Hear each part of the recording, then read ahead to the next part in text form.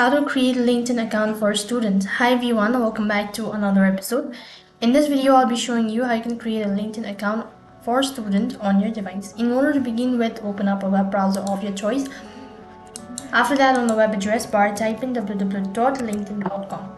It's going to direct you to the official webpage of LinkedIn. If you already have an account, then click on the login button, enter your credential and log in into your account. However, if you don't have an account, go ahead and click on the join now button. And this is going to direct you to the official webpage. So over here, you need to provide in the email address and create a password and click on the agree and join button.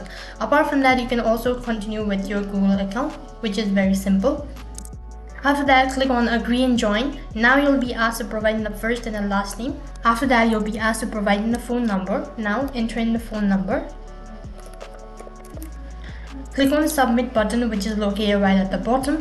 So in order to verify your phone number, a verification code will be sent through an SMS, which you'll need to enter in right over here. So it might take a few minutes in order to receive a code. You'll need to wait patiently in order to verify your. Done entering the verification code, click on the submit button of your region as well as the district. If you're sure about it, click on the next tab located right at the bottom. Now this is one of the important parts. Here you'll need to select I'm a student. After that, you'll need to provide in the university or a college name. After that, you need to select a year when you started and then the end of the year and click on continue, which is right at the bottom. Now you'll need to enter in the confirmation code that will be sent to your email. Open up a new tab, looking into your Gmail. As you can see right on top, this is the confirmation code. Now copy this confirmation code and then paste it right over here. Click on the submit button, the agree button, which is right at the bottom, and here you go that you'll need to select one of these following options. Click on the next button. After that, your account has been successfully created.